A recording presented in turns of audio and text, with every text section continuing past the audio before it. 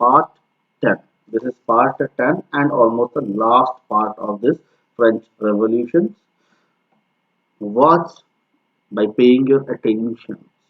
Otherwise, your people will never get anything. And this for this the videos you have to watch a little bit interestingly. If you have any doubt, kindly ask me. Let's enter into the chapter. Right? Okay. What we are going to see today? Can you assume? Can you assume? Can you assume what we are going to watch today? What we are going to, which topic we are going to learn today? This is the last topic which we have done. Today's topic is Napoleon Chacha.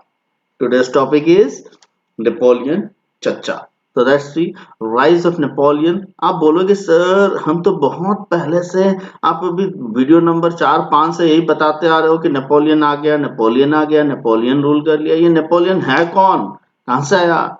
Napoleon चचा finally आए थे, कहाँ आए? और France को last में इनने rule कर लिया। 1799 में अटैक किया और 1804 में जीत के फ्रांस को अपने अंडर ले लिए। अभी नेपोलियन चचा के बारे में थोड़ा देखते हैं। ये नेपोलियन चचा फ्रांस में आए, बाद में अभी फ्रांस में चलो पहले लुइस 16, देन कौन आए? देन उनका आया मैक्सिमिलियन रोबेस्पियर, देन जो आया कौन आया? उसके बाद आया रेवोल्यूशनरी जो आपका गवर्नमेंट है, डायरेक्टरी रूल्स ऑफ फ्रांस। और डायरेक्टरी रूल ऑफ फ्रांस में ऐसा क्या हो गया, नेपोलियन आके उन लोगों को हरा के फ्रांस को अपने अंडर ले लिया। अभी ये देखना है डायरेक्टरी रूल ऑफ फ्रांस तगड़ा होता, या जैसे अभी मोदी जी भारत के प्रधानमंत्री हैं, अभी मोदी भारत में कोई अटैक करके भारत को अपने अंडर ले सकता है क्या? नहीं ले सकता, क्योंकि मोदी जी बब्बर शेर हैं। तो यहाँ पे भी डायरेक्टरी रूल का जो इनका बना हुआ था, एग्जीक्यूटिव या डायरेक्टर बना हुआ था, वो बब्बर शेर होता तो नेपोलियन तो आ ही नहीं सकते। तो ये थोड़ा हम इसको ब्रीफली आज इसमें चर्चा करते हैं। तो चलिए शुरू करते हैं नेपोलियन बोनापार्ट। तो डायरेक्टरी रूल्स ऑफ फ्रांस, जैसे मैं आपको बता रहा था कि ये स्ट्रांग होता तो फ्रांस में क्या होता, कभी भी नेपोलियन अटैक करके जीत नहीं सकता। तो इसके बारे में मैं थोड़ा फिर से आपको बता दूं कि ये क्या था। डायरेक्टरी रूल जो था, जैसे मैक्सिमिलियन रोबेस्पियर को क्या कर दिया गया था, किंग, इनका जो कॉन्स्टिट्यूशन बना था आप लोग देखे होंगे, किंग को क्या किया गया था, वीटो पावर दिया गया था। उसके बाद यहाँ पे लेजिस्लेटिव थे, फिर यहाँ जुडिशियरी था, यहाँ एक्टिव सिटीजन, पैसिव सिटीजन, ये सब नौटंकी था जो 1791 में बना था। और जब मैक्सिमिलियन रोबेस्पियर आया तब ये पोजीशन उसका था। तो एनीवे मैक्सिमिलियन रोबेस्पियर जो था, इसने उसका गलत फायदा उठाया और फाइनली उसको क्या हुआ, एग्जीक्यूटेड किया गया। वो मरा, उसको गिलजॉइन लास्ट में डाल के खत्म कर दिए। दैट मीन्स क्या किए, शरीर से धड़ अलग कर दिए। अभी दूसरा, डायरेक्टर रूल इन फ्रांस में जो नया आइडिया लाया गया वो क्या लाया गया कि एक जो डायरेक्टर है वो अपॉइंटेड रहेगा, डायरेक्टर अपॉइंटेड रहेगा, और इनके अंदर जो एग्जीक्यूटिव्स होंगे वो 5 लोगों का एग्जीक्यूटिव यहाँ बनाया जाएगा। कितना? 5 लोगों का एग्जीक्यूटिव बनाया जाएगा। तो सिंगल पावर यहाँ पे किसी को नहीं मिलेगा। ये जो दोनों है ना, कंसल्ट करके ही कोई भी डिसीजन ले सकते हैं। ये जो सिंगल एग्जीक्यूटिव यहाँ पे बनाया गया, तो अब देखो ये क्या हुआ, क्योंकि यहाँ पे मैक्सिमिलियन रोबेस्पियर जो था, ये मैक्सिमिलियन रोबेस्पियर अकेला डिसीजन ले सकता था हर चीजों का, जो वीटो पावर उसके पास था। मगर यहाँ पे क्या कर दिया गया, वो चीज 5 एग्जीक्यूटिव बनाया गया और एक डायरेक्टर रहा। तो ये लोग क्या करते थे, अपना एक डिसीजन ले पाते थे। मगर इनकी जो डिसीजन था ना, कभी भी ये जो डायरेक्टर हो गया, ये एग्जीक्यूटिव्स हो गए, इनके बीच में जो डिसीजन था ये हर वक्त कॉन्ट्राडिक्टरी था। मतलब ये दोनों एक दूसरे की मानते ही नहीं थे, मतलब सुनते नहीं थे। बहुत ये बोलता था वो करेंगे, ये बोलता था नहीं करेंगे। दैट मीन्स ये बीच में जो क्या था कि थोड़ा दरार वाली बात थी।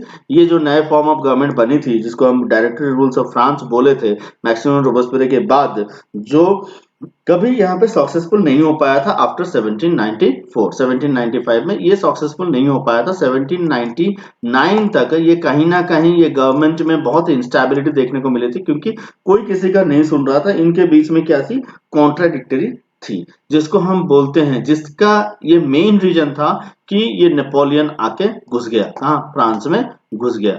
क्योंकि ये लोग स्ट्रांग होते, एकजुट होते तो नेपोलियन नहीं आ सकता था, मगर नेपोलियन आया क्योंकि ये एकजुट नहीं थे। दूसरा क्या, in the political instability of the directory paved the way the rise military dictators Napoleon Bonaparte. अभी ये चीज तो मैंने आपको ऑलरेडी बता दिया। उसके बाद ये नेपोलियन बोनापार्ट क्या था इसके बारे में थोड़ा डिस्कस कर लेते हैं। He set out the conquer neighbouring European countries, disposing dynasty and create kingdoms where he placed member of his family।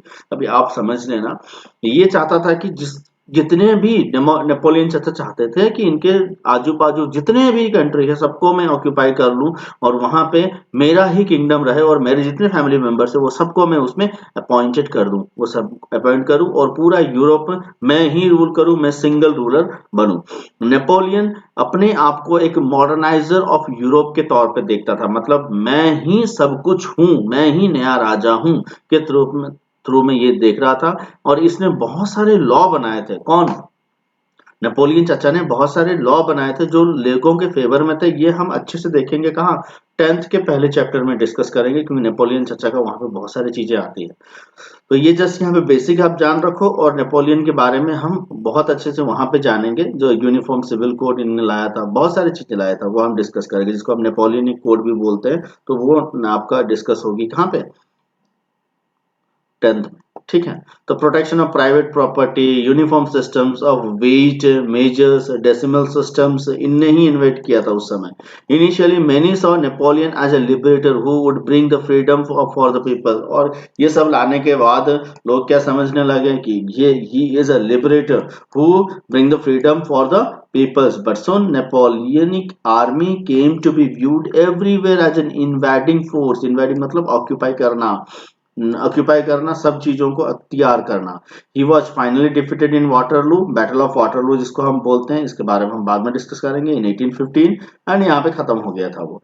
Many of his measures that carried the revolutionary ideas of liberty and modern laws to other part of Europe had an impact on peoples long after Napoleon had left। मतलब ये जो law बनाए थे, ये जो system को implement किए थे, ये सब मरने के बाद, नेपोलियन के बाद भी ये सब यूरोप में ग्रेट इम्पैक्ट लाया था। यूरोप में लोगों की लाइफ को चेंज कर दिया था। और 1804 में नेपोलियन क्या किया था, France Bonaparte crown himself as emperor of France. जो चीज मैंने आपको बताया 1799 से शुरू हुआ और 1804 में फाइनली इसने क्या किया, क्राउन अपने आप में ले लिया। क्यों लिया? क्योंकि डायरेक्टर रूल जो था वो सक्सेसफुल नहीं हुआ था। ये लोग सही से करते तो वहां पे कोई दिक्कत नहीं होती, नेपोलियन कभी आता ही नहीं। ओके, देन हम आगे देखते हैं legacy of the French revolution. ये क्या है, फ्रेंच रेवोल्यूशन का क्या इंपॉर्टेंस है, ये कैसे इंपैक्ट डालता है लोगों के लाइफ में, वो हमने वहां डिस्कस किए थे। यहाँ पे भी थोड़ा देख लेते हैं। ये देखो, the idea of liberty and democratic rights way the most important legacy of French revolution. क्या है important legacy of the French revolution? Idea of liberty and democratic rights. जो पहली बार लोगों को पता चला कि हाँ, हमको लिबर्टी मिलना, हम इक्वल हैं सबके साथ, दैट मीन्स सोसाइटी में हमारा कोई अलग नहीं है, ह्यूमन बीइंग सब एक है, सबको सेम राइट मिलना है। डेमोक्रेटिक राइट्स के बारे में ये दो चीजें फ्रेंच रेवोल्यूशन की इंपॉर्टेंट लेगेसी थी। बोलते हैं ना प्रायोरिटी, बोलते हैं जो चीजें आउटकम आई, जो इसकी अच्छाई थी, right. In it inspired the German, Italian, Austrian to overthrow their oppressive रेंज। जो उनकी ऑप्रेसिव, जो बहुत सारी चीजों में डिक्टेटर थी, वो सब हटा के यहाँ पे क्या इंस्पायर किया ये सब कंट्रीज को। Colonised people of Asia Africa were deeply influenced by the French revolution. जो अफ्रीका और एशिया के कॉलोनाइज्ड पीपल थे, ये लोग इन्फ्लुएंस हुए थे, क्योंकि फ्रांस अपने आप में ही डिक्टेटर से डेमोक्रेटिक बन गया था। तो ये सब कंट्री जो एशियन कॉलोनी जैसे इंडिया, ये सब भी डिमांड करने लगे थे कि we are also going to be, we also want independent. The demanded liberty, equality, justice from their colonial masters, which finally led to the beginning of national movement in their countries। हमारे, जैसे मैं आपको बताया, हमारे country में भी liberty, equality और justice के बेस में हमने शुरू कर दिया था नेशनल मूवमेंट, जिसको हमने बोला freedom movement. The declaration of the rights of man citizens give rights such as right to life, right to freedom, right to speech, right to equality before law. ये सब यहीं से लोगों के दिमाग में आया। मतलब आप समझो, फ्रेंच रेवोल्यूशन से पता चला कि हाँ, ऐसा भी कुछ होता है। तो French revolution put into practice the idea that sovereign comes from the people and not from the rulers. Sovereign जो है वो लोगों से आया है, ना कि किसी रूलर से आया है। यहाँ से ये पता चला फ्रेंच रेवोल्यूशन से। Women actively participated in the revolution. It marked the beginning of the women movement across the France and the world. यहाँ से women जो एम्पावर होने लगे। women अभी देखो ये तो हर टॉपिक में आता है कि जो women empowerment कहाँ से, तो हम बोल सकते हैं फ्रेंच रेवोल्यूशन एक ऐसा था जहाँ से women आगे उभर के आए और पूरे वर्ल्ड में बहुत सारी चीजों में उनको डेवलपमेंट मिली है। राइट, तो ये थी legacy of the French revolution. This is the 5 more question, very very important. तो आप लोग थोड़ा अच्छे से देख लीजिएगा। इसके बाद thank you very much for watching this video. Stay tuned, stay healthy, stay safe. Thank you very much.